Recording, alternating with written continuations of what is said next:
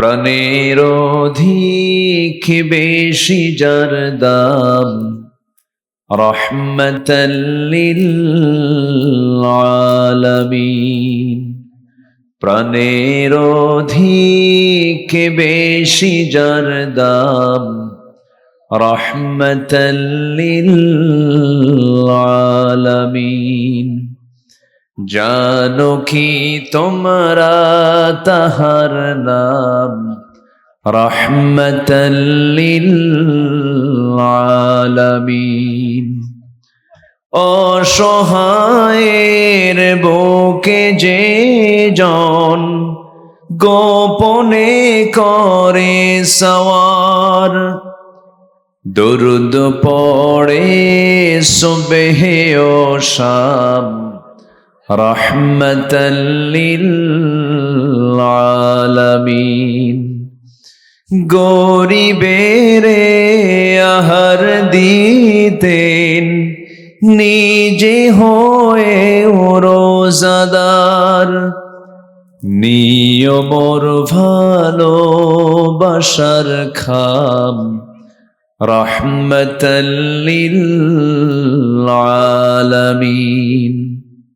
ইন্না হাযা লাফিস সুহুফিল উলা, সুহুফি ইব্রাহিম ওয়া মূসা। জোরে বলুন আল্লাহু আকবার। কোন বান্দা সফল? যে বড় মিল ইন্ডাস্ট্রিজের মালিক হয়েছে না। কোন বান্দা সফল? দেশের প্রধানমন্ত্রী হতে পেরেছে না। কোন বান্দা সফল? শত শত বিঘার জমির মালিক হয়েছে না, ইট ভাটার মালিক হয়েছে না। কোন বান্দা সফল? সেই বান্দা সফল যে বান্দা নিজের ওই নাফসকে শুদ্ধ করতে পেরেছে, ওই গোশতের টুকরাকে শুদ্ধ করতে পেরেছে, সেই হলো মহা সফল। আমার বন্ধুগণ, আল্লাহ রাব্বুল আলামিন বলেন, বান্দা এই গোশতের টুকরা যদি ঠিক হয়ে যায় সব তোমার ঠিক হয়ে যাবে, আর এই গোশতের টুকরা যদি বেঠিক হয়ে যায় সব বেঠিক হয়ে যাবে। আলা ইন্না ফিল জাসাদি লামুদগাতান ইযা সালুহাত সালুহাল জাসাদু কুল্লুহু ওয়া ইযা ফাসাদাত ফাসাদাল জাসাদু কুল্লুহু আলা ওয়া হিয়াল কলব। সাবধান, সেটা হলো কলব, রূহ, নফস। যদিও শব্দগুলো ভিন্ন ভিন্ন, কিন্তু মূলত আল্লাহ রাব্বুল আলামিন বিভিন্ন জায়গায় বিভিন্ন ভাবে এটাকে বর্ণনা করেছেন। আল্লাহ রাব্বুল আলামিন আরেক জায়গায় বলছেন, ইয়া আইয়াতুহান নাফসুল মুতমাইন্নাতু রজিই ইলা রাব্বিকি রাদিয়াতাম মারদিয়াহ ফাদখুলি ফি ইবাদি ওয়াদখুলি জান্নাতি। জোরে বলুন আল্লাহু আকবার। হে প্রশান্ত আত্মা, আমার বান্দা হয়ে যাও, আমার অনুগত হয়ে যাও, আমার জান্নাতে প্রবেশ করো। তোমাকে আজকে কেউ বাধা দেবে না। শর্ত হলো আমাকে আপনাকে অনুগত বান্দা হতে হবে, বিনয়ী বান্দা হতে হবে, আল্লাহর হুকুমগুলোকে মানতে হবে এবং নাফসকে শুদ্ধ রাখতে হবে। শুদ্ধ নাফস হলো অন্যের সম্পদের দিকে নজর দেওয়া না, নিঃসম্পদের দিকে নজর দেওয়া। বলেন, অন্যের সম্পদ নিঃসম্পদের দিকে? নিজের সম্পদ, অন্যের জমি দখল করা, অন্যের বাড়ি দখল করা, অন্যের পুকুর দখল করা, এরকম লোক তো মনে হয় বগুড়া জেলায় নাই। আসতে কবে আসে না? নাই।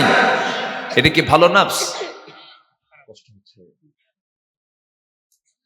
কষ্ট হচ্ছে, ঠান্ডার সময় তো একটু কষ্ট হলে একটু পানি খান, একটু পানি খেয়ে নেন। জি, হঠাৎ করে হ্যাঁ একটু কুসুম পানি দেন তো।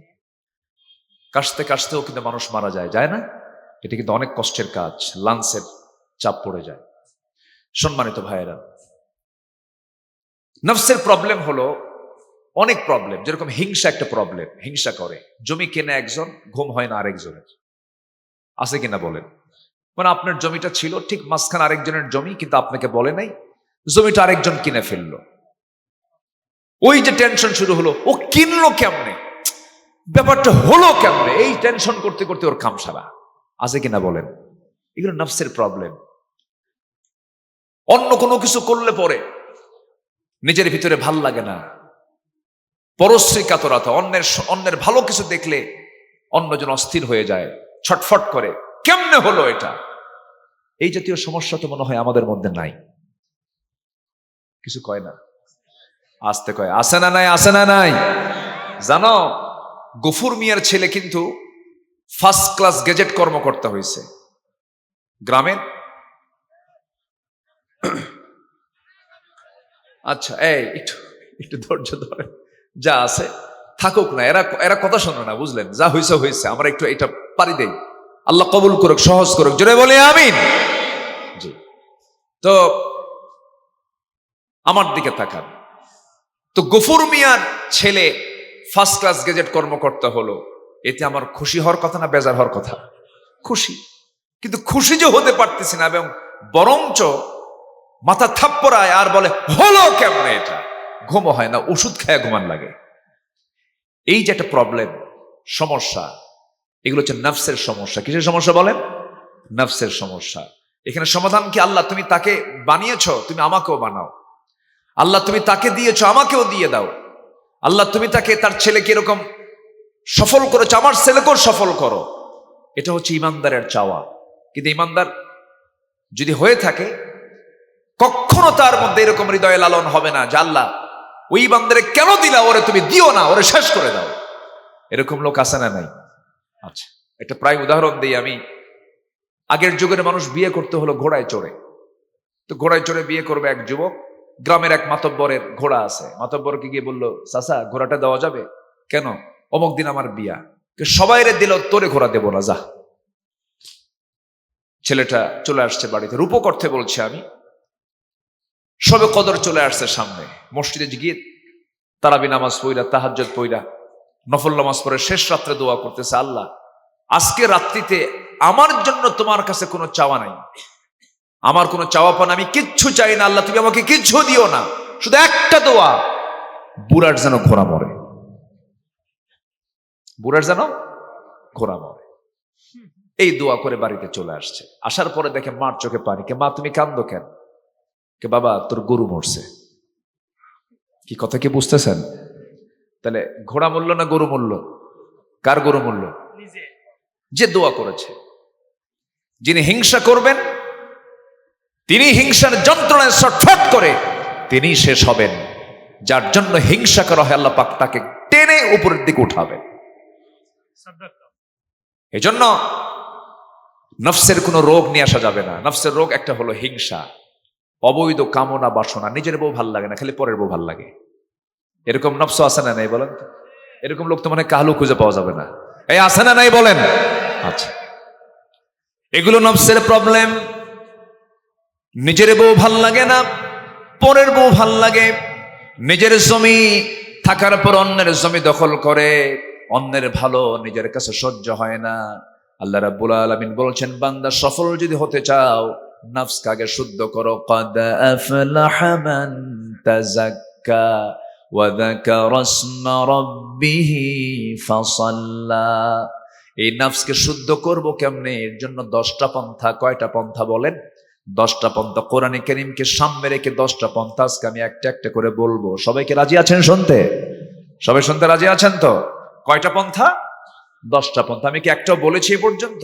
একটাও বলিনি। আমি একটা একটা করে নফসকে শুদ্ধ করার জন্য, আমাদের তো এই দেহের মধ্যে ওই একটা টুকরা যদি ঠিক হয় গোটা বডি ঠিক, আর এটা যদি না ঠিক হয় গোটা বডি ব্যাঠিক। অতএব ওটা আগে ঠিক করি। কি আমার কথা কি বুঝতেছেন আপনারা? আগে ওটা ঠিক করলেই তো সব ঠিক হবে। এই জন্য আমি ওই পয়েন্টটাকেই সামনে রেখে আমি বলতে চাচ্ছি, 10টা পয়েন্টে আমরা আমাদের নিজের নফসকে আমরা শুদ্ধ করব। জোরে বলি ইনশাআল্লাহ। নাম্বার 1 হলো খাঁটি মনে তওবা করব। খাঁটি মনে কি করব বলেন? তওবা। তওবার দরজা আমাদের খোলা আছে না বন্ধ? কতক্ষণ খোলা আছে বলেন? মরার পরে না মরার আগে? বলেন মরার পরে না মরার আগে? ফেরাউন কিন্তু মরার আগে কিন্তু ঠিক হতে চাইছিল, কিন্তু আল্লাহ পাক ঠিক করে দেন নাই। মরার আগ দিয়ে হবে না, মরার পূর্বেই প্রস্তুতি নিতে হবে। ফেরাউন কিন্তু বলেছিল, যখন ফেরাউন মুসা আলাইহিস সালামকে মারার জন্য তার বিশাল বাহিনী নিয়ে পিছন থেকে যখন আক্রমণ করে বসলো, তাকে যখন দরিয়ার সামনে মুখোমুখি করে দিয়েছে, মুসা আলাইহিস সালাম বলছেন, আল্লাহ ফেরাউন তো আমাকে চতুর্দিকে সেনাবাহিনী দিয়ে আমাকে ঘেরাও করে ফেললো, কি করা যায়? আল্লাহ বলছেন, আমি তো তোমাকে লাঠি দিয়েছি, লাঠিটা কাজে লাগাও। কি করবো আমি? 12টা বাড়ি মারো। 12টা গোত্রের জন্য 12টা বাড়ি মারলেন সমুদ্রে। 12টা আন্ডারগ্রাউন্ড রাস্তা আল্লাহ রাব্বুল আলামিন লাইট সহ বানায়া দিলেন। যেরকম সুবহানাল্লাহ। কয়টা রাস্তা? 12টা রাস্তা। আল্লাহ পাক 12টা রাস্তা দিয়ে দিলেন, চলে গেলেন। এটা তো আল্লাহর তৈরি করা রাস্তা, ইমানদারদের জন্য। এটা কি বেঈমানদের জন্য না? পার হয়ে চলে গেছেন। বেঈমান ফেরাউন এসে কয়, মুসা যেহেতু পার হলো, আমরাও পার হব। কথা বোঝেন নাই? মরার আগে কিন্তু বুদ্ধি থাকে না। মরার আগে কি থাকে না? বুদ্ধি থাকে না। ও একটাবারও চিন্তা করে নাই যে এটা এত আশ্চর্যজনক একটা বিষয়, হঠাৎ করে রাস্তা তৈরি হয়ে যাওয়া। মুসা পার হতে পারে, কিন্তু আমি পার হবো কেন? এটা তো আমার বাপের রাস্তা না। আল্লাহর কি ফায়সালা দেখেন। পার হয়ে গেলেন। ফেরাউন চালাকিও করেছে। ফেরাউন বলেছে, হামান মন্ত্রীকে ডাক দিয়ে বললো, একটু রাস্তা চেক করো তো, রাস্তাটা ঠিক আছে কিনা, আমি যে আগে যাব, আগে দেখে আসো। ফেরাউন এপার থেকে ওপারে ঘোড়া দাবড়ায় দিল, সব ক্লিয়ার, কোনো সমস্যা নাই। এসে বলতেছে যে, বস সব রাস্তা ক্লিয়ার। আল্লাহ কয়, ধরবো তোরে পরে, আগে ফেরাউনটা ধরবো। ধরেন নাই? আসতে কোন কেন? ধরেন নাই, ধরেন নাই, ধরেন নাই, ধরেছে। এই ফেরাউন যখন পানিতে চুবান খাচ্ছিল, একবার উপরে ওঠে, একবার নিচে নেমে যায়। দরিয়া তো বিশাল বড়, উত্তাল ঢেউ। যখন সে মারা যাচ্ছিল, সেই সময় সে বলতেছে, মুসা তুমি আমাকে বাঁচাও। এই পৃথিবীতে বান্দা বাঁচাবে না, আল্লাহ বাঁচাবেন। ডাকের মধ্যে ভুল আছে না নাই? এবার বলছে, মুসার আল্লাহ আমাকে বাঁচাও। ওর আল্লাহ এখনো হয় নাই। কি বলতেছে? মুসার আল্লাহ আমাকে বাঁচাও। এই ডাকটাও ঠিক হলো না। শেষ পর্যন্ত বলে ফেললো, ও আল্লাহ আমাকে বাঁচাও, ও আনা মিনাল মুসলিমিন, আমি তো মুসলমান। দেখেন কি মিথ্যুক, কি কথা কি বুঝতেছেন? মরণ আগতে বলতেছে, আমি তো মুসলমান, আমাকে তুমি বাঁচাও। সঙ্গে সঙ্গে আল্লাহ জবাব দিলেন, ওয়াকুনতা মিনাল মুফসিদিন, তুই তো মুসলমান নস, তুই হলো সন্ত্রাসী। তুই কি? সন্ত্রাসী, মুফসিদিন, ফাসাদ সৃষ্টিকারী। না, তুই মুসলমান না। ওয়া আগরাকনা আলা ফিরআউন, আল্লাহ তাআলা ফিরআউনকে শুধু নয়, তার গোষ্ঠী আলা ফিরআউন, গোষ্ঠীকে আল্লাহ পাক সেই দিন দরিয়াতে চুবায় মেরেছেন। ওই মুসলমানের স্বীকৃতি ওই শেষ মুহূর্তে দিয়ে লাভ হয় নাই। অতএব আমাকে আপনাকে তওবা করে ফিরে আসতে হবে সঠিক সময়ে। জোরে বলি ইনশাআল্লাহ। সারা জীবন আকাম কুকাম কইরা প্ল্যান করে সাজায়া শেষ সময়ে এসে হুজুরকে ভাড়া করে কবেন, হুজুর এমন দোয়া দিবেন, এক দোয়ায় যেন জান্নাত পার হয়ে জাহান্নামে যাই। আল্লাহ বোঝে। আল্লাহ বোঝে কিনা বলেন? আল্লাহ ঠিকই বোঝেন। আমরা তওবা করতে রাজি আছি তো ইনশাআল্লাহ? কার কাছে তওবা করব? কার কাছে? সবচাইতে বেশি ভালোবাসা আমাকে কে? অনেকে চিন্তায় আছে, বউটো হতে পারে। আমাকে সবচেয়ে বেশি ভালোবাসেন যিনি, তিনি কে? বলুন তো। আল্লাহ আমাকে বেশি ভালোবাসেন না আমি আল্লাহকে বেশি ভালোবাসি? বলেন বলেন বলেন বলেন। সারা রাত ধরে অন্যের বউ নিয়ে শুয়ে থাকে, সারা রাত মদের বোতল খায়, সারা রাত জেনা করে। এরপর আল্লাহর দয়া দেখেন, ওই মদ্যপ ওই জেনাকারের নাকের ডগে আল্লাহ পাক অক্সিজেন দিয়ে রাখছে। সুবহানাল্লাহ বলবেন না? আমার আল্লাহর রাগ কি আমার আপনার মতো নাকি? আল্লাহর ধৈর্য কত চিন্তা করেন। জেনা করতেছে, পাপ করছে, এরপরও তার নাকের ডগায় অক্সিজেন দিয়ে রাখছে। নে তওবা কর, এখনো সময় আছে, ফিরায়, আমি তোর সব গুনাহ মাফ করে দেব। জোরে কান সুবহানাল্লাহ। কিন্তু পাপ যদি বেশি ভারী হয়, কি বলেন? পাপ যদি বেশি ভারী হয়, তখন আল্লাহ পাক গজব দিয়ে দেন। কি দিয়ে দেন? গজব দিয়ে দেন। মাঝখান দিয়া কোন এক শুক্রবারে ভূমিকম্প হলো না? কয় ঘন্টা হয়েছে ভূমিকম্প? 3 মিনিট। কয় ঘন্টা? 3 মিনিট। কয়েক সেকেন্ড। মিনিট কোথায়? কি কয় মিনিট? 3 মিনিট হলে দুনিয়া থাকে নাকি? কি কোন আপনি? কয়েক সেকেন্ড, কয়েক সেকেন্ড ভূমিকম্প হলো।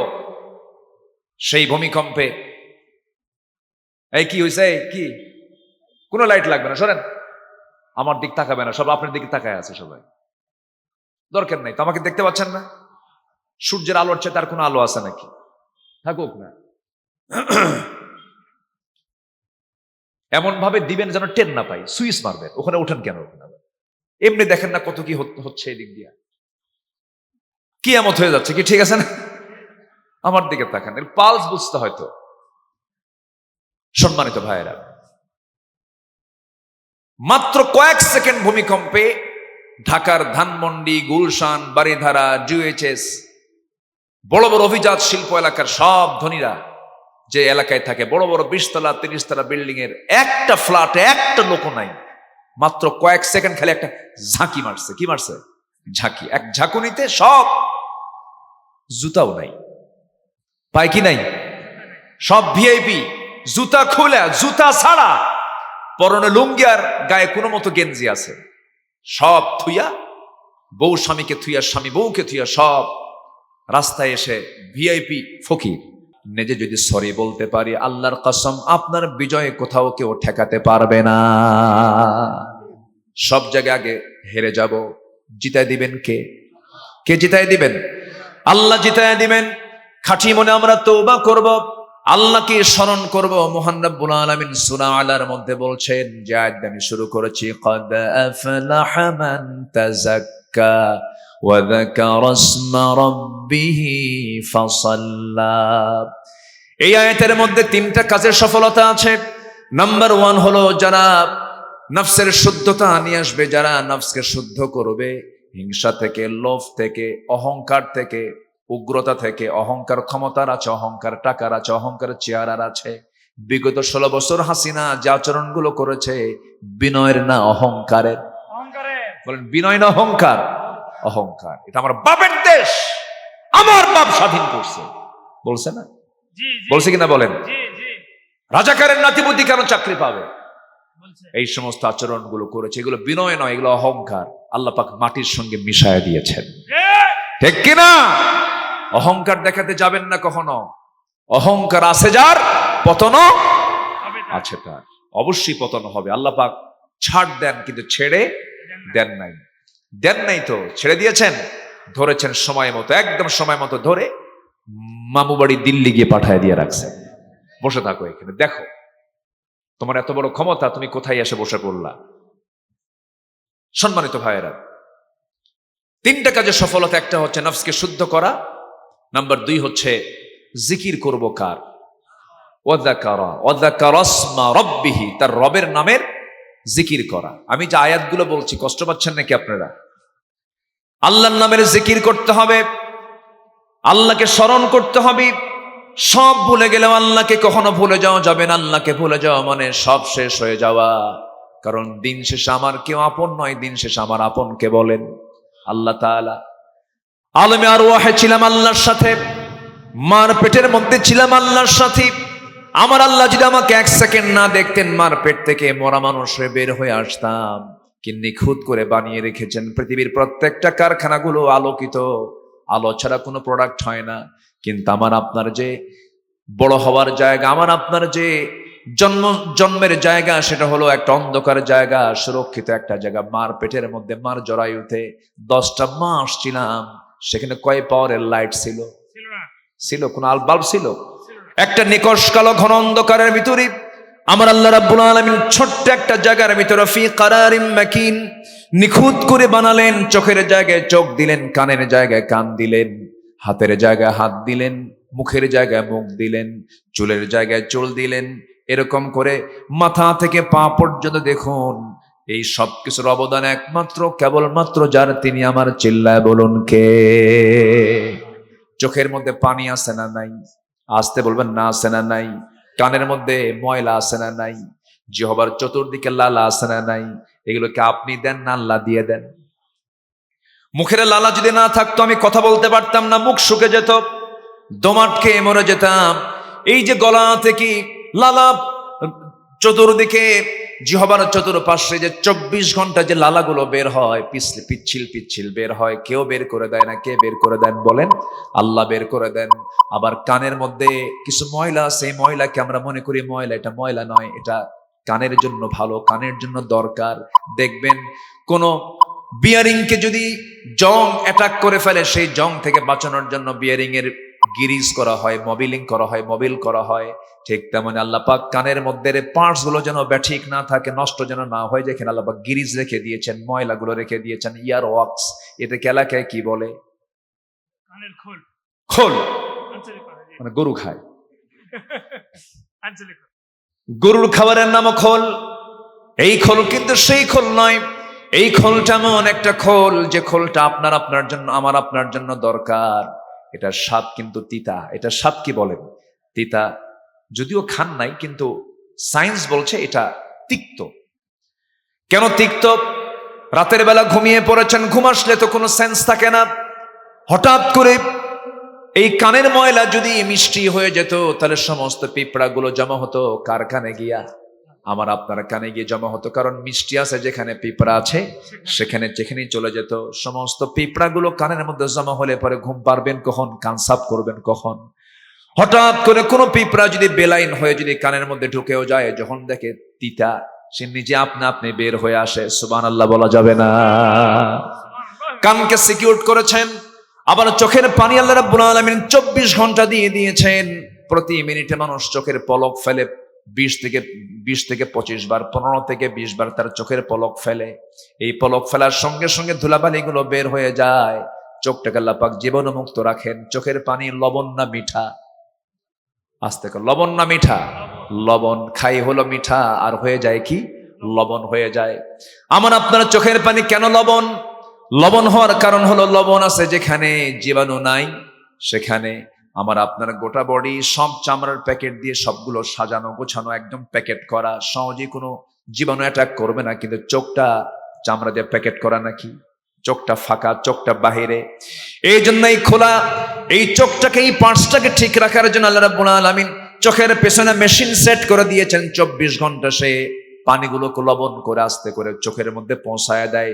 প্রতিদিন বান্দার চোখ থেকে 24 ঘন্টায় 1 মিলিলিটার চোখের পানি বের হয়। জোরে কোন সুবহানাল্লাহ। কে করে দিয়েছেন? আসতে বলবেন না, কে করে দিয়েছেন? আল্লাহ করে দিয়েছেন। আমি আল্লাহর নাম নেব না কেন? আল্লাহ তো আমাকে চালান, চোখটা আল্লাহ চালান। চোখ চালান কে?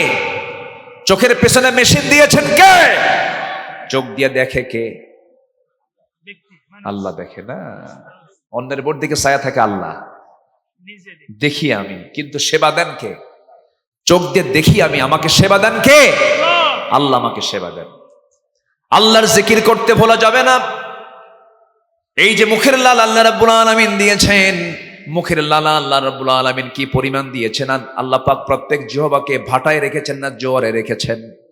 বলেন, ভাটা না জোয়ার? জলপাই খায় আরেকজন, আর আপনার মুখ দিয়া কি পরে কিনা বলেন? তাহলে এখন কোন, ভাটা না জোয়ার? জোয়ার। খালি জলপাই ধরে আছে একজন, তেঁতুল ধরে আছে একজনের দিকে, আপনার জিহ্বা দিয়ে খালি পানি পড়ে। কি জোয়ার! আল্লাহু আকবার বলেন। আমার নবীজির কবরের পাশে তিনি ঘুমাবেন, তার বন্ধুর কবরের পাশে তিনি ঘুমাবেন, কিন্তু জায়গা তো আপনি দিলে পরেই না তিনি এই সুযোগটা পাবেন। আম্মা জান আয়েশা সিদ্দিকা বলছেন, শোনো আব্দুল্লাহ, তোমার বাবা যেহেতু আমার কাছে প্রস্তাব করেছেন, তো একজন মহান, এত বড় একজন মহান ব্যক্তি, আমি এই প্রস্তাবটাকে কেমনে অমান্য করি? আমি আমার নিজের জায়গাটুকু অর্ধ জাহানের খলিফা ওমরে ফারুককে আমি দান করে দিলাম। যেরকম সুবহানাল্লাহ। আম্মা জান আয়েশার ঘরে রাসূল ইন্তেকাল করেছেন, এই জন্য তার ঘরটা আম্মা জানের ঘর ছিল এটা, তিনি এটা দান করে দিলেন। মাস 3 আগে আল্লাহ পাক আমাকে মদিনায় নিয়েছিলেন। আমার একটা ছেলের সন্তান আমার সঙ্গে ছিল, শেষ রাত্রের সফর আমার। ফজরের একটু আগ দিয়ে আমি আমার নবীজির কবরের পাশে একটা জায়গা আছে, রাসূল বলেছেন, মা বাইনা বাইতি ওয়া মিম্বারি রাউদাতুম মিন রিয়াদিল জান্নাহ। আমার ঘর এবং আমার মিম্বার এর মাঝখানের যে অংশটুকু, এটা হলো জান্নাতের টুকরা। সুবহানাল্লাহ বলবেন না? এই অংশটুকু জান্নাতের টুকরা। এই কথা রাসূল বলেছেন। প্রত্যেক হাজিরা যারা মক্কা মদিনায় যান, তারা সবাই সে জায়গায় যাওয়ার চেষ্টা করেন। জায়গা হলো সীমিত, সবাই চলে যায়, সময় খুব অল্প পাওয়া যায়, 10 থেকে 12 মিনিট। এরপরে হাজিদেরকে জোর করে বের করে দেয় সেখানকার দায়িত্বশীলরা। আমি ঢুকলাম, ছেলেকে সাথে নিয়ে ঢুকলাম, ঢুকে বসে আছি। হঠাৎ করে দেখি আমার প্রবাসী ভাইয়েরা, আমার দেশের কিছু প্রবাসী ভাই সেখানে পরিচ্ছন্নতার কাজ করে, সেখানে খাদেমের কাজ করে। আমাকে দেখা মাত্রই সব দূরে চলে আসলেন, আমাকে দেখে খুব খুশি হলেন। খুশি হয়ে বলছো, যারা আপনি আসছেন, আমাদের জন্য দোয়া করুন। আমি বললাম, ভাই দেখেই যখন ফেলেছ, এই জায়গায় থাকার মেয়াদ মাত্র 10 মিনিট, আমি একটু ফজর পর্যন্ত 1 ঘন্টা থাকতে চাই, ব্যবস্থা করা যাবে? তারা বললো, হুজুর একটু দেরি করেন। চলে গেছে সেখানকার প্রশাসনিক কর্মকর্তার কাছে, গিয়ে এমন পাম্প মারছে, বুঝলেন, এমন তেল মারছে, কাম হয়ে গেছে। আলহামদুলিল্লাহ। আমার দেশের মানুষ কিন্তু অন্তত কিছু না পারলেও তেলটা মারতে পারে, বুঝলেন, খুব তেল মারে। নেতার প্রশংসা করতে করতে আল্লাহর নামই মনে থাকে না, এরকম আছে না নেই বলেন তো? আছে। তো এমন বলছে, আমি যা না তার চেয়ে বেশি কিছু বলছে প্রশাসনিক কর্মকর্তা, সেখানকার মদিনার সেই রাউদাতুম মিন রিয়াদিল জান্নাত, সেখানকার যে দায়িত্বশীল দৌড় মেরে এসে আমাকে ধরে জোর করে নিয়ে প্রথম কাতারে, এবং আমার নবীর কবরের ঠিক সামনের যে জায়গাটা, প্রথম কাতারের প্রথম যে জায়গাটা, সেটাকে আস্তে করে বসায় দিয়া ইনটেক একটা জমজমের পানি, এরপর কিছু খেজুর আর কিছু আতর মানে সুগন্ধি লাগায় দিয়ে বলে, হুজুর আপনি এখানে বসেন, আমি প্রবাসী ভাইদের জন্য দোয়া করব, আল্লাহ তোদের তো কপালে খুব, তোদের জন্য আমার কপাল খুলে গেছে, তিল মারার উপকারটা পাইলাম। তো বসে আমি সর্বপ্রথম যে দোয়াটা করেছি সেটা হলো, আল্লাহ বাড়ি তো বাংলাদেশে, রসুল তো মদিনায় শুয়ে আছেন, পাশে শুয়ে আছেন, মাত্র 3 থেকে 4 হাত দূর। আমার কাছে আল্লাহি আমার কাছে মনে হচ্ছিল যেন আমার নবীজির দেহের ঘাম যেন আমার নাকে এসে ধাক্কা খাচ্ছে। আমি দোয়া করেছি, আল্লাহ মৌত তো একদিন হবেই, একদিন মরে যাবই, সংবাদ সবার কাছে চলে যাবে, মালাকুল মউত সবার কাছে আসবে, আমার কাছেও আসবে, আপনার কাছেও আসবে। ও আল্লাহ, তোমার কাছে ফরিয়াদ, যেদিন তুমি মালাকুল মউত পাঠাবা তার একদিন আগে তুমি আমারে মদিনায় পাঠায় দিবা। আমি আল্লাহর কাছে এই কথা বলে আসছি। আল্লাহর কসম করে বলি, আল্লাহর প্রকৃত ভালোবাসা আর নবীর আনুগত্য ছাড়া কখনো জান্নাত পাওয়া যাবে, আসতে কবেন না, জান্নাত পাওয়া যাবে। এটাকে লালন করব আমরা, জোরে বলি ইনশাআল্লাহ। ওমরে ফারুক রাদিয়াল্লাহু তাআলা আনহু বললেন, আমার কবরটা যেন নবীর কবরের পাশে যেন হয়। আল্লাহ কবুল করে নিয়েছেন, জোরে কান সুবহানাল্লাহ। আমার নবীর সাথী দুজন শুয়ে আছেন। আমার বন্ধুগণ, অনেক লম্বা লম্বা কথা আছে। আত্মশুদ্ধিতার জন্য, নিজের নফসকে শুদ্ধ করার জন্য কয়টা পন্থা বলেছি বলেন, বলেন কয়টা বলেছি? চলতেছে কয় নাম্বার? 1 নাম্বার চলে আমরা তওবা করব কার কাছে? আল্লাহর কাছে আমরা তওবা করব। মহান রব্বুল আলামিন সুন্দর করে বলছেন, ইয়া আইয়ুহাল্লাযীনা আমানু তুবু ইলাল্লাহি তাওবাতান নাসুহা। জোরে বলুন আল্লাহু আকবার। ইমানদারেরা তোমরা তওবার মতো তওবা করো, যেমন করে তওবা করা উচিত, আল্লাহর নামের জিকির করো। এই পৃথিবীতে কোনো কাজে শান্তি পাবেন না, টাকায় শান্তি নাই। টাকা আছে শান্তি নাই, এমন অবস্থা আছে না নাই বলেন? এদেশের 1 নাম্বার ধনী সালমান এফ রহমান, 1 নাম্বার ধনী, শান্তি আছে নাকি? জেলখানায় শীত হয়ে পড়ে আছে, শান্তি নাই। টাকা আছে শান্তি নাই, বন্ধু আছে আত্মার সঙ্গ নাই, বিনোদন আছে প্রশান্তি নাই। এই জন্যই মনোবিজ্ঞান স্বীকার করে যে over thinking can not be cured by more thinking, it needs a higher connection. কোন কিছুতেই মানুষের মধ্যে প্রশান্তি আসতে পারে না, প্রশান্তির একমাত্র প্রয়োজন হলো একটা হায়ার কানেকশন দরকার। সেই উচ্চ কানেকশন, উচ্চ সংযোগটা হলো বান্দার সঙ্গে আল্লাহর নিবিড় সম্পর্ক। যেরকম সুবহানাল্লাহ। Imo, line, Viber, WhatsApp, Instagram, Kurigram, কি কথা বুঝতেছেন কি? এগুলো দিয়া জাতির কখনো উন্নয়ন হবে না, এগুলো দিয়ে আল্লাহর সঙ্গে সম্পর্ক হবে না। আল্লাহর সঙ্গে সম্পর্ক করার জন্য আজান যখন হয়ে যাবে, মসজিদে গিয়ে দাঁড়াবো, একমাত্র এই পন্থায় আমি কথা বলতে পারবো। কার সাথে? আসতে বলবেন না, কার সাথে? আসতে, কার সাথে? কার সাথে?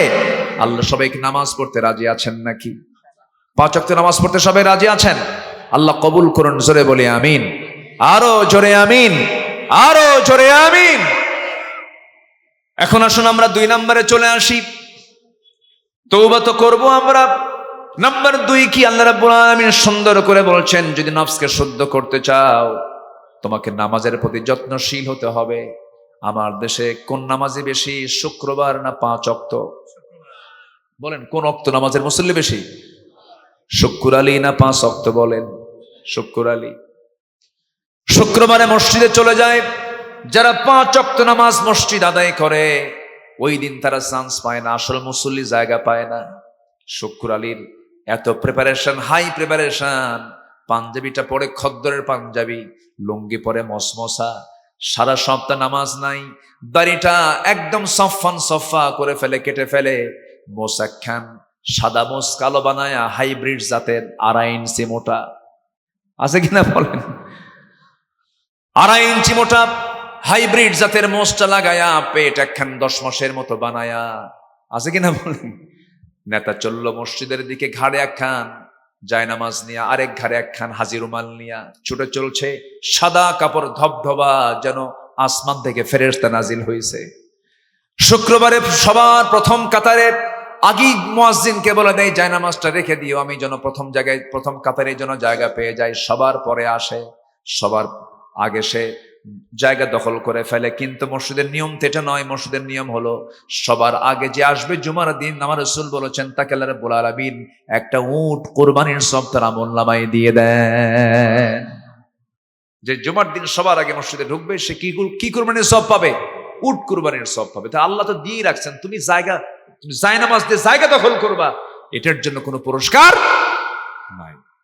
আমার ভাইয়েরা, নামাজের ব্যাপারে যারা যত্নবান হবে আল্লাহ পাক তাদের জন্য বলছেন তারা বড় সফলতা দেখবে, তারাই নিজের নফসকে শুদ্ধ করতে পারবে। আমার বন্ধুগণ, 2 নাম্বার চলে গেল, সময় যেহেতু কম সামনের দিকে একটু আগাই। নাম্বার 3 হলো যারা সিয়াম সাধনা করবে, রোজা রাখবে যারা। রোজাটা শুধু রমজান মাস নয়, প্রত্যেক মাসে রোজা আছে না নেই বলেন? 13, 14, 15, 13, 14, 15 আইয়ামে বীজের রোজা, 13, 14, 15। এরপরও বৃহস্পতিবার সোমবার, এই 2 দিন রোজা রেখেছেন মুহাম্মদ সাল্লাল্লাহু আলাইহি ওয়াসাল্লাম। যুবকরা, এই যে স্মার্টফোন গুলো আছে, স্মার্টফোন গুলো ব্যবহারের নীতিমালা গুলো মাথায় নিয়ে রাখবে। তুমি নীতিমালা করবে, খারাপ কিছু ব্লকে যাবে না, খারাপ কিছু দেখবা না, খারাপ কিছু বুঝবা না, খারাপ কোনো চিন্তা করবা না। স্মার্টফোন ব্যবহারের ক্ষেত্রে তোমাকে যথেষ্ট সচেতন হতে হবে। বিবাহ পূর্ব কোনো রিলেশন করা যাবে না। বিবাহ পূর্ব কোনো সম্পর্কে জড়ালে তোমার জীবনটা শেষ হয়ে যাবে। বিবাহ পূর্ব যা খরচ করবা, চুরি ফিতা এগুলো যা কিছু কিনবা, সব লস প্রজেক্ট, এগুলোতে মনোযোগ দিও না। এগুলো বাদ দিয়ে দাও। পিছনের দরজা না গিয়ে সামনের দরজা দিয়া বুকটা উঁচু করে সাহসী বীরের পুরুষের মতো বিয়ের প্রস্তাব দিয়া বিয়ে করো। তাই কিচ্ছু কয় না। যুবকরা, কি বিয়ে শাদী করবা না তোমরা? লক্ষণ তো কিছুই মনে হয় না। কি বিয়ে করতে রাজি আছো? লুকায় লুকায় না, প্রকাশ্যে। বাপ মাকে বলো, প্রস্তাব দিয়ে দাও। রিজিকের ফয়সালা কার? আসতে বলো, রিজিকের ফয়সালা কার? আল্লাহ পাকের। আজকের সমাজে বিয়ে জটিল না জেনা জটিল? জেনা সহজ। বিয়ে সহজে করতে চায় না, বিয়ে সহজে হয়ও না। আজকের সমাজে এই প্রবলেমগুলো চরম আকার ধারণ করছে। 50 বছর হয়ে যাচ্ছে বিয়ে করে না, দাঁত এদিকে 2টা নাই, বিয়ে করে না। বুড়া বয়সে বিয়ে করে বাচ্চা একটা হয় 60 বছরে। যখন বাচ্চা নিয়ে রাস্তায় হাঁটে তখন সবাই বলে, এই ছেলে এটা তোমার দাদা না নানা। এই হলো অবস্থা। না, 25 বছর বয়সে বিয়ে করেছেন মুহাম্মদ সাল্লাল্লাহু আলাইহি ওয়াসাল্লাম। যৌবনকে কন্ট্রোল করবা, যৌবনকে নিয়ন্ত্রণ করবা। তোমার চরিত্র যদি ঠিক থাকে এবং তোমার যদি ঈমান ঠিক থাকে, অর্থাৎ তোমার নামাজ এটা ঠিক থাকলে এবং চরিত্র ঠিক থাকলে তোমার জন্য জান্নাত অপেক্ষা করছে। আমি যুবকদের উপরে খুব আশাবাদী। যুবকরা, তোমরা আজকের মাহফিলে বেশি আসছো, তোমরা এই দেশের বিপ্লব ঘটিয়েছ। তরুণ প্রজন্মরাই হাদির মতো সন্তান জন্ম দিতে পেরেছে এই জাতি। আল্লাহু আকবার বলেন।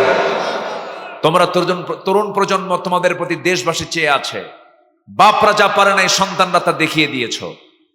গণভবন দখল করে দুপুরের মুরগির রান দিয়ে গণভবন তোমরা নাস্তা করেছো, লাঞ্চ করেছো। তোমরাই পারবে, শুধু চরিত্র ঠিক রাখো। আগামীর নেতৃত্ব তোমাদের হাতে চলে আসবে ইনশাআল্লাহ। কোন চোর, কোন খেয়ানতকারী, কোন ডাকাত, চাঁদাবাজ আমার দেশের নেতৃত্ব আর হাতে নিতে পারবে না ইনশাআল্লাহ। বলেন জোরে, বলে ইনশাআল্লাহ। আরো জোরে বলে ইনশাআল্লাহ। সম্মানিত ভাইয়েরা, সম্মানিত যুবক ভাইদের আমি বলছি, যুবকরা পাহারা দাও সবকিছু।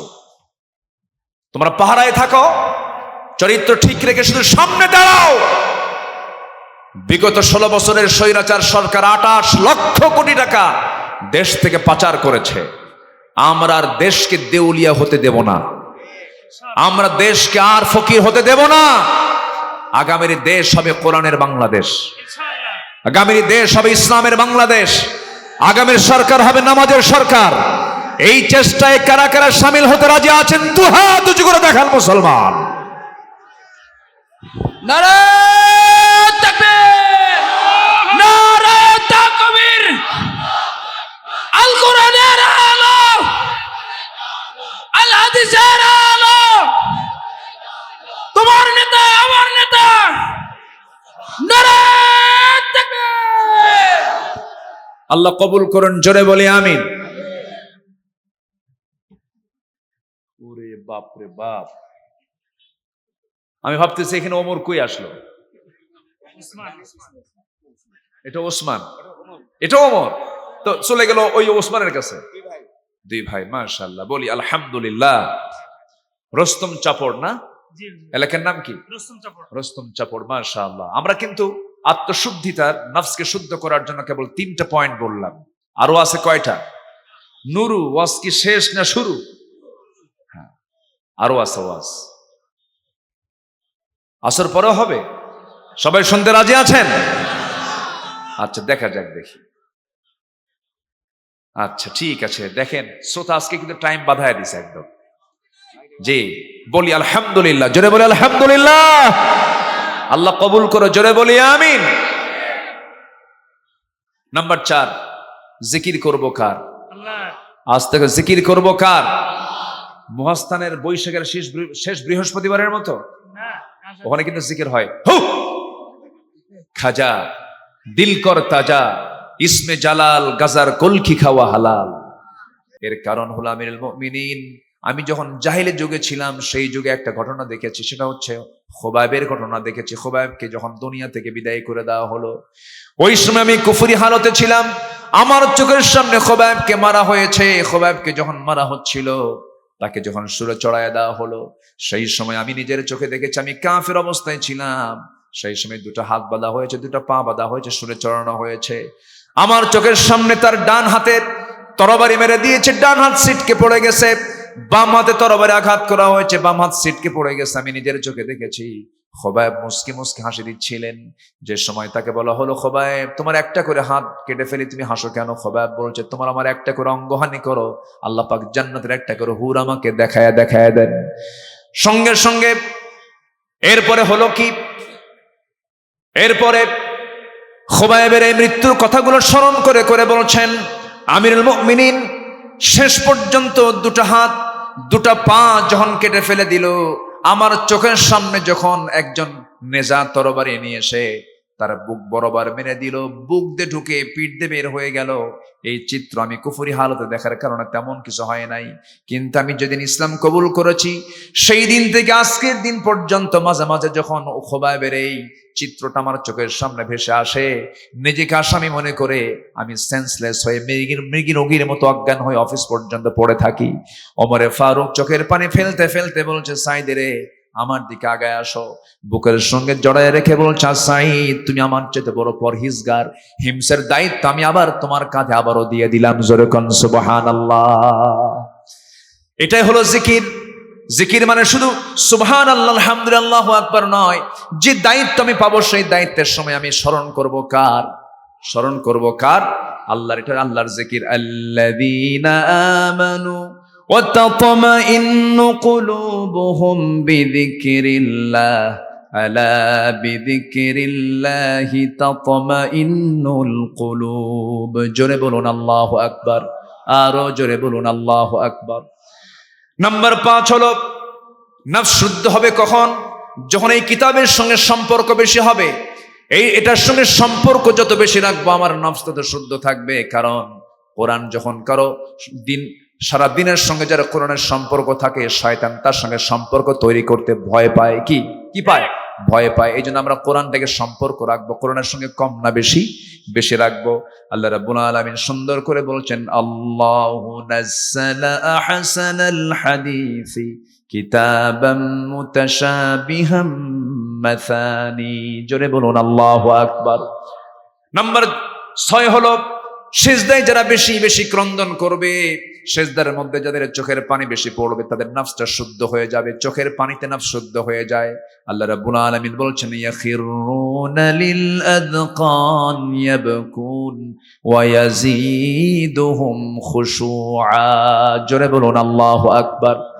শুধু শবে কদরে কান্না নয়, শুধু রমজান মাসে কান্না নয়, শুধু রমজান মাসেই পর্দা নয়, রমজান মাসেই বোরকা নয়। মায়েরা, মাহফিলে যে সমস্ত মা বোন এসেছেন, দেখবেন রমজান মাস আসলে পরে তাদের রোজা ঠিকই হয়, পর্দা ঠিকই করেন, নামাজ কালাম করেন, রোজাও রাখেন, সবকিছু করেন, কিন্তু রমজান চলে গেল, বোরকা চলে গেল, অথবা রমজান মাসের শেষ দশকে শবে কদরের সময় সব মার্কেটে চলে যায় মার্কেটিং করতে, আসে না নাই বলেন? আসতে বলবেন আসে না নাই? রমজানের শেষ দশকে হলো কদর, আর শেষ দশকে আমার দেশের মায়েরা মার্কেটে গিয়ে কদর তালাশ করে। মার্কেটে গিয়ে কি তালাশ করে? কদর তালাশ করে। এটা করা যাবে না মা। পর্দাটাকে আপনার 100% কনফার্ম করতে হবে। আমরা আমাদের মা বোনদেরকে বোরকাওয়ালি দেখতে চাই না পর্দাওয়ালি দেখতে চাই? বলেন বোরকাওয়ালি না পর্দাওয়ালি? আজকের অধিকাংশ মেয়েরা বোরকাওয়ালি না পর্দাওয়ালি? বোরকাওয়ালি। বোরকা পরে মাশাআল্লাহ, এত ডিজাইন। বোরকার গায়ে আবার আয়না লাগানো, মানে আয় যেরকম নাউজুবিল্লাহ। এই জাতীয় বোরকা পরা যাবে না। বোরকা হতে হবে শালীন বোরকা, ঢিলা ঢালা বোরকা, কালো কালার, কালোর মধ্যে পাকড়া পাকড়ি কালার দেওয়া যাবে না। বোরকা হচ্ছে দেখানোর জন্য না ঢাকানোর জন্য? দেখানো না ঢাকা? ঢাকানোর জন্য হলো বোরকা। আল্লাহ পাক এমন বোরকা এই এলাকার মা বোনদেরকে পরার তৌফিক দান করুন। স্বামীর ব্যাপারে আমার দেশে অবহেলা কিছু আছে, আবার স্ত্রীর ব্যাপারেও স্বামীর কিছু অবহেলা আছে। আমাদেরকে যখন কেউ বলে হুজুর স্বামীর আনুগত্য নিয়ে ওয়াজ করবেন, এই কথাটা আমাকে যখন কেউ শোনায় তখন আমি উল্টা কই, তাই আপনি কি আপনার বইয়ের হক আদায় করেন তো? দুই দিকেই সমস্যা আছে না নাই বলেন তো? সেদিন এক মহিলা আমারে ফোন দিয়ে বলে হুজুর একটা প্রশ্ন করে, কি আমার স্বামী না সকালেও তালাক দেয় সন্ধ্যাও তালাক দেয়, আমি কি আসি না নাই? বলেন তো এখানে দোষটা কার হলো বলেন তো? এরকম ভাবে অসংখ্য পরিবার তালাক হয়ে যাওয়ার পরেও সংসার করছে, আছে না? না আছে কিনা বলেন? ওটা কি হালাল না হারাম সম্পর্ক? হারাম সম্পর্ক। সকালে যায় বিকেলে নেয়, বিকেলে আবার নিয়ে নেয়। আবার আমাদেরকে ফোন দেয়, হুজুর রাগের মাথায় দিছিলাম, হুজুর ভুল হয়ে গেছে, হুজুর কান্দে, আবার ভুল হয়ে গেছে হুজুর, বাচ্চাটা কাঁদতেছে, হুজুর তাড়াতাড়ি দেখেন তো, হুজুর একটা ব্যবস্থা। হুজুর তো শরীয়তের মালিক। শরীয়তের মালিক কে? শরীয়ত কার? আল্লাহ। এত রাগ কেন? এগুলো করা যাবে না। বউকে পিটানো সুন্নতে মুআক্কাদা নাকি? বউকে মারা যাবে? কোন হাদিসে কোথাও পেয়েছেন আমার রাসূল কোন স্ত্রীকে মেরেছেন? কোথাও পাবেন না। আঘাত করবেন কেন? হৃদয়ে রাজ্য দখল করতে হবে। বলবেন একে সাথে থাকি, যৌবন তুমি আমাকে দিয়েছো, আমার যৌবন তুমি নিয়েছো, চলো না জান্নাতে গিয়ে সর্বপ্রথম আমি তোমার সঙ্গে সাক্ষাৎ করতে চাই। যে বলবেন কেন সাক্ষাৎ করব? নামাজ না পড়া? না, নামাজ পড়েই তো সাক্ষাৎ করতে হবে। সুন্দর করে বউকে সুন্দর করে দাওয়াতে কাজ করবেন, সুন্দর করে বুঝায় বলবো আমরা। দেখবেন মেয়েদের মনটা একটু সফট হয়, মেয়েদেরকে প্রশংসা করবেন। মেয়েরা একটু বিয়ারা যদি একটু বাঁকা হয়, বউটাকে সুন্দর করে বুঝাবেন, আস্তে করে বসাবেন।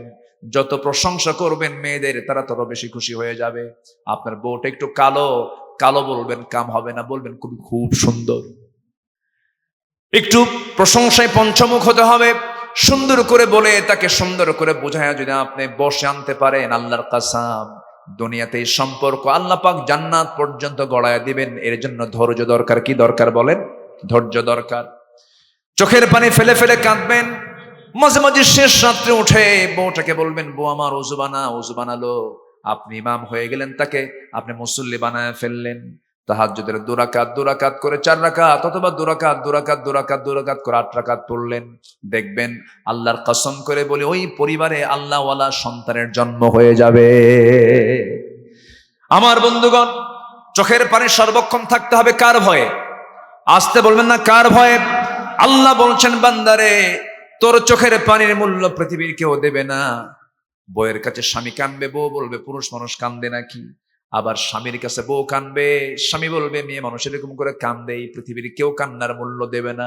কিন্তু আপনি যদি নীরবে নিভৃতে সেজদায় পড়ে পড়ে যদি আখিরিউনা লিল আদকান ওয়া ইয়াবকুন ওয়া ইয়াজিদুহুম খুশুআ, যদি আমরা আল্লাহর প্রকৃত ভয়ে যদি কাঁদতে পারি, এক ফোঁটা চোখের পানি 7টা জাহান্নামকে নিভায়া দিয়ে তার জন্য জান্নাতের বাজেট পাস হয়ে যাবে। আমরা কাঁদবো কার কাছে? কান্নার জায়গা কয়টা বলেন? একটা জায়গা। তা কার কাছে? আল্লাহর কাছে আমরা কাঁদবো। আমাকে কান্নার মূল্য 100% দিবেন কে? আল্লাহ তাআলা। নাম্বার 7 হলো হালাল রিজিক উপার্জন করব আমরা। হারাম কোনো খাবারের দিকে যাব না, হারাম কোনো রিজিকের দিকে যাব না। আমার বন্ধুগণ, নাম্বার 8 হলো মিথ্যাচার গীবত বর্জন করব আমরা। নাম্বার 9 হলো আল্লাহ রাব্বুল আলামিন বলছেন নফসকে শুদ্ধ করার জন্য অহংকার করা যাবে না। আত্মগরিমা করা যাবে না। ওয়ালা তুসাইর খাদ্দাকা লিন-নাসি ওয়ালা তামশি ফিল আরদি মারাহা ইন্নাল্লাহা লা ইউহিব্বু কুল্লা মুখতালিন ফখুর। জোরে বলুন আল্লাহু আকবার। নাম্বার 10 হলো তাকওয়া অর্জন করবে। ইয়া আইয়ুহাল্লাযীনা আমানু তাকুল্লাহা ওয়াল তানজুর নাফসুম মা কদ্দামাত লিগাদিন ওয়াত্তাকুল্লাহ ইন্নাল্লাহা খাবীরুম বিমা তা'মালুন। জোরে বলুন আল্লাহু আকবার। তাকওয়া মানে হলো আল্লাহর ভয়। কার ভয় বলেন? আল্লাহর ভয়। ওমরে ফারুকের শাসনামলে তিনি রাষ্ট্রের পক্ষ থেকে 1 বোতল তিনি আতর পেয়েছেন। 1 বোতল কি পেয়েছেন? আতর পেয়েছেন। 1 বোতল আতর তিনি পেলেন মিসকে আম্বর পেয়েছেন। মিসকে আম্বর নিয়ে বাড়িতে আসলেন। এটাকে 5 ভাগ করতে হবে। শুধু তার নয়, এখানে 5 জনের অংশ আছে। 4 জন প্রতিবেশী আর 1 জন ওমরে ফারুক আতরটা বোতল করে নিয়ে এসে বউকে বলছেন, আমার স্ত্রী 5 ভাগে ভাগ করো। 5 ভাগের দায়িত্ব দিয়ে তার স্ত্রী হাতে আতরটা হস্তান্তর করেছেন। কিছুক্ষণ যেতেই বলছেন, বউ আমার, আমি তোমাকে ভাগ করতে দেব না, বোতলটা আমাকে দিয়ে দাও। প্রতিবেশীর কাছে গিয়ে বলছেন, প্রতিবেশী সুন্দর করে 5টা ভাগ করে 1টা ভাগ তুমি আমাকে দিয়ে দাও। তার অংশের ভাগটা তিনি তার অংশ হাতে নিয়ে এবার বউয়ের কাছে এসে বলছেন, আমার স্ত্রী, আমি তোমাকে সন্দেহ করি না, আমি তোমাকে ট্রাস্ট করি, আমি তোমাকে এই যে আতরটা দিয়ে দিলাম, কিন্তু ভাগের দায়িত্ব আমি তোমাকে দেই নাই এই জন্য, কারণ আতরটা হলো লিকুইড জিনিস, তরল জিনিস, এটাকে ভাগ করতে গেলে হাতে কিছু লেগে যাবে, আর সেই হাত থেকে গায়ে লাগবে। আতরের কিছু সুযোগ সুবিধা আমরা বেশি নেই, এটা চাই নাই মনে করে আমি অন্যের কাঁধে ভাগের দায়িত্ব দিয়ে দিয়েছি। জোরে কান সুবহানাল্লাহ। এটার নাম তাকওয়া। এটার নাম কি বলেন? তাকওয়া। আল্লাহ পাক এই 10টা গুণ অর্জন করে নফসকে শুদ্ধ রাখার তৌফিক সবাইকে দান করুন। জোরে বলি আমিন। আরো জোরে আমিন। ভালো নফসের বৈশিষ্ট্য হলো খারাপ সমর্থন দেবে না, ভালো সমর্থন দেবে। বলেন খারাপ না ভালো? এই যে চেয়ার দেখেন, এই চেয়ারে 2 জন ব্যক্তি প্রার্থী হয়ে সামনে দাঁড়ায় গেছে, একজন নামাজি আরেকজন বেনামাজি। একজন নামাজ কায়েম হওয়া চায়, একজন নামাজ কায়েম হওয়া চায় না। একজন সুদ চায়, আরেকজন যাকাত আদায় করতে চায়, যাকাত প্রতিষ্ঠা করতে চায়। একজন চোর, একজন আমানতদার, আরেকজন চোর। 2 জন ব্যক্তির সামনে দাঁড়ানো। এই চেয়ারে বসাতে হবে আপনাকে, আপনি সমর্থন দিবেন। এই সময় আপনার দায়িত্ব আছে না নাই? আসতে বলবেন না, আছে না নাই? আচ্ছা, ওই ইমানদারের দায়িত্ব হলো চোরকে চেয়ারে বসানো যাবে না, ঠিক কি না? আপনার ইমান চলে যাবে, আমানতদারিতা নষ্ট হয়ে যাবে। সম্মানিত ভাইয়েরা, ওই সময় আপনার দায়িত্ব হচ্ছে আপনার নফস ওই দিকে যেতে হবে যেটাতে গেলে পরে ওই আমানতদার ওই চেয়ারে বসবে। সম্মানিত ভাইয়েরা, ওই চোরকে যদি বসান, চোর যদি চুরি করে, যে তাকে সমর্থন দিয়েছে, ওই চুরির গুনার একটা অংশ ওই ব্যক্তির আমলনামায় যাবে কি যাবে না? আল্লাহ পাক প্রত্যেক জায়গায় আল্লাহ পাকের জিকির করার তৌফিক সবাইকে দান করুন। জোরে বলি আমিন। মন চাচ্ছে আরো কথা বলি, সময় না, সময়ের ঘন্টা চলেই যাচ্ছে, সময়ের কাঁটা চলেই যাচ্ছে। একটা লোকও যাবেন না। আজান হয়েছে আরো 35 মিনিট আগে। হ্যাঁ, প্রায় 35 মিনিট আগে আজান হয়েছে। আমরা গুরুত্বপূর্ণ একটা কাজ, আসরের ফরজ সালাত আমাদের এখনো পড়ে আছে, আমরা পড়ি নাই। আসরের সালাত আমরা পড়বো না ইনশাআল্লাহ। কোথায় পড়বেন বলেন? এখানে পড়বেন তো? আচ্ছা, অজু যার নাই বসেন, অজু যার নাই তাকে 5 মিনিট থেকে 10 মিনিট পর্যন্ত সময় দেব আমরা। রাজি আছেন তো ইনশাআল্লাহ? কেউ যাবেন না, সবাই বসবেন। এই যে শুরু হয়েছে। আমি যে কি ভয় পাই, একটু বসেন না, কেউ উঠবেন না, একটা লোক উঠবেন না। একটু মাহফিলের বৃহত্তর স্বার্থে আমি সবার কাছে করজোরে মিনতি জানাচ্ছি, এই সৌন্দর্য যেন দোয়া পর্যন্ত থাকে, অন্তত জোরে বলি ইনশাআল্লাহ। নামাজ আমরা পড়বো, যাদের অজু আছে পড়বো, অজু যার নাই তিনি যদি বাইরেও পড়েন তা আপত্তি নাই, কিন্তু মাহফিলের সৌন্দর্য নষ্ট করবেন না। বসেন, বসেন। একটু চাদর যাবে, ব্যাগ যাবে, চাদরে যে যা পারি আমরা, মানে সোজা কথা, আমি কোনো ব্যাখ্যায় যাচ্ছি না। আমরা আসছি, শোনা একটা ইবাদত, দান করাও কি ইবাদত। আমরা যে যা পারি আমরা একটু কম বেশি দেওয়ার চেষ্টা করবো। ব্যাগ যাচ্ছে, এই যুবকরা তাড়াতাড়ি নেমে পড়ো, যে যা পারি আমরা কম বেশি দেবো ইনশাআল্লাহ। জিকির করেন সুবহানাল্লাহ ওয়ালহামদুলিল্লাহ ربنا ظلمنا أنفسنا وإن لم تغفر لنا وترحمنا لنكونن من الخاسرين। মিষ্টি বিকেল গধূলি বেলা হাজার হাজার মুসলমান নরনারী নিয়ে তোমার কালাম থেকে কিছু কথা বলেছি, দুটো হাত পেতেছি। আল্লাহ গুনার দিকে নজর দিও না, বান্দা মনে করে তামাম জিন্দেগির গুনাহগুলো মাফ করে দাও।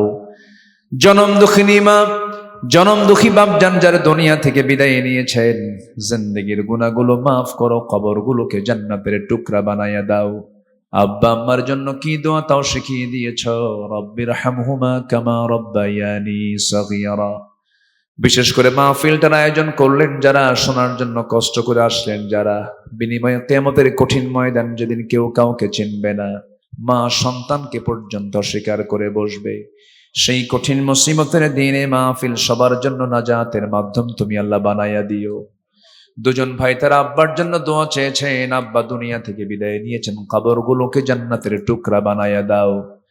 রস্তম চাপরের এই জনপদে যত মাইয়াত কবরবাসী হয়ে আছেন তাদের জন্য দোয়া করি, কবরবাসীর সমস্ত আযাব মাফ করো, কবরগুলোকে জান্নাতের টুকরা বানাইয়া দাও। দুনিয়া থেকে কোন দিন বিদায় নেব জানি না রে আল্লাহ, ডান হাতে আমলনামা না আসা পর্যন্ত মরণ দিও না।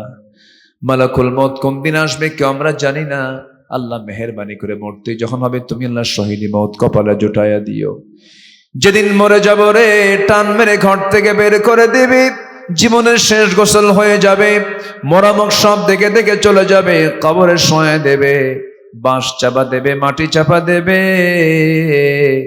কবরে রেখে আসবে, 24 ঘন্টা যাবে না, মাথার চুলগুলো খসে খসে পড়বে, 3 দিন যাবে না, চামড়াগুলো গলে গলে পোকার পেটের খাবার হবে। মাত্র 7টা দিন পেটের নাড়ি ভরি সব চোখ মুখ কান নাক দিয়ে বের হওয়া শুরু হয়ে যাবে। ও আল্লাহ, মাত্র 3টা মাসের ব্যবধান, কবর যদি খনন করে দেখা হয় কয়েকটা হাড় সারা কিচ্ছু থাকবে না রে আল্লাহ। সে অন্তিম সময়ে যখন চলে আসবে, জবানে জারি করে দিও কালজয়ী কালেমা তাইয়্যিবা লা ইলাহা ইল্লাল্লাহু মুহাম্মাদুর রাসূলুল্লাহ। যাদের ওযু আছে এই মুহূর্তেই নামাজে দাঁড়িয়ে যান, নামাজটা পড়ে এখানে নামাজের পরিবেশ তৈরি করে সবাই নামাজ আদায় করে এখান থেকে বিদায় নেবেন ইনশাআল্লাহ।